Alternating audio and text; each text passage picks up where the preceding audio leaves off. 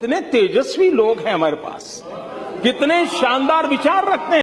असल मुद्दे, paper leak का मुद्दा, बेरोजगारी का मुद्दा, उन सब से ध्यान हटाना है, इसीलिए ये ढिशुम ढिशुम करते रहो। वाह दीदी, वाह दीदी, नहीं दीदी, वाह दीदी, दीदी, दीदी।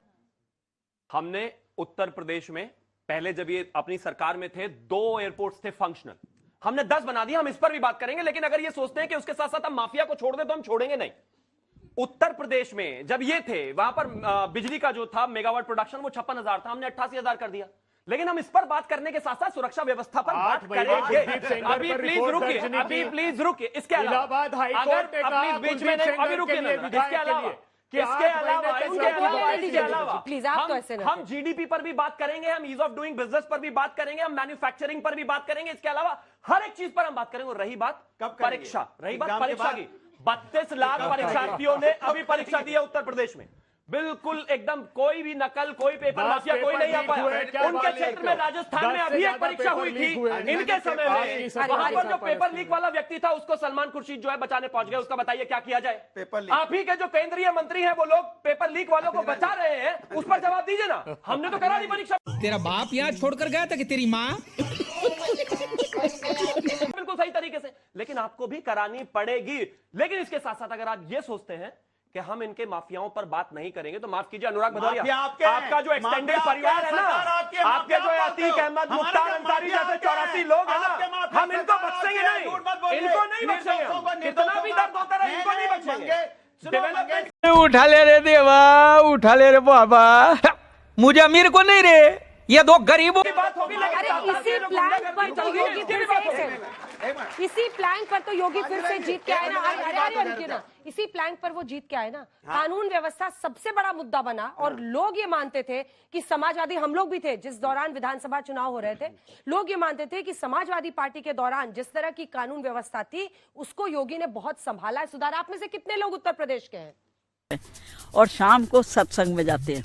तो मुझे तो नहीं लगता कोरोना हमारे नजदीक आ जाए। क्योंकि आप सत्संग जाते हो। सत्संग में जाते हैं। प्यारी समझ गई। ठीक है, काफी लोग हैं। मुझे लगता है आप में से कितने लोगों को लगता है कि कानून व्यवस्था योगी की राज में बेहतर हुई है पहले से? कितने लोग मानते हैं हुई है? कह रहे हैं बहुत अच्छी। कितने लोग मानते हैं कि बहुत अच्छी हो गई है? अब बताइए। समाजवादी 2027 सवाल है उत्तर प्रदेश के अंदर में, उत्तर प्रदेश के, एक बार बोल लूं मैं, बोलोगे तो जब ताली बजना। अरे रुको ना यार, कौन है ये लोग, कहां से आते हैं? फालतू डिबेट के टाइम मजाक कर रहे हो यार।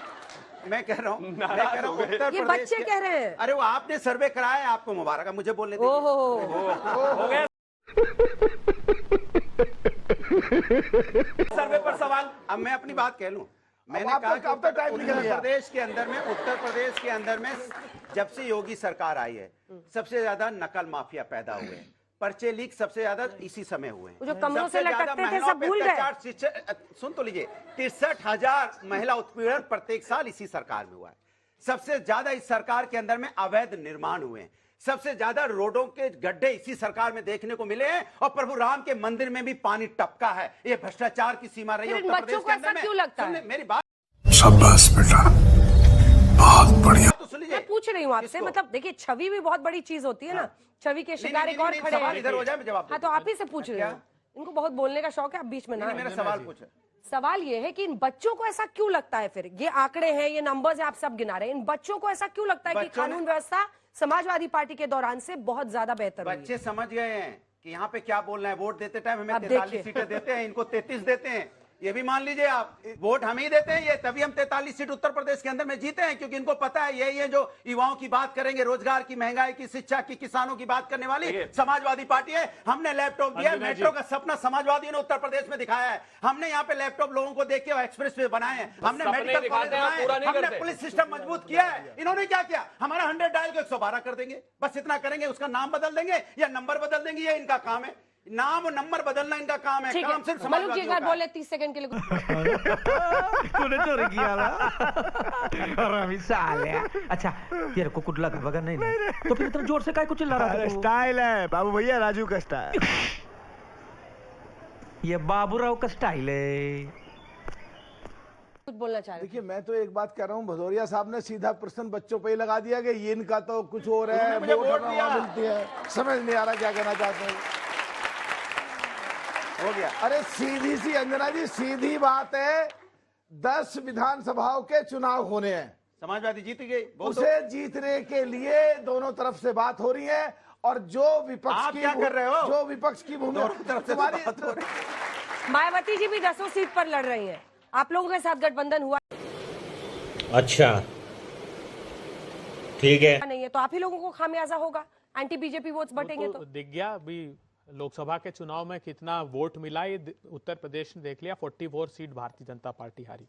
अच्छा है बच्चों को अगर सुरक्षा का भाव उत्तर प्रदेश में नहीं है, लेकिन भारतीय जनता पार्टी की बड़ी नेता और राष्ट्रीय उपाध्यक्ष वो क्या कह रही है, बेबी रानी मौर्य, बेटियों को लेके 5 बजे रोड तो छोड़ो, उत्तर प्रदेश के थाने भी मत जाना, वो सुरक्षित नहीं है, वो कह रही है। राम शाबाश बेटा, बहुत बढ़िया। जल्दी से जब योगी जी क्रिमिनल के अगेंस्ट एक्शन लेते हैं तो फिर अखिलेश जी को क्या प्रॉब्लम होती है?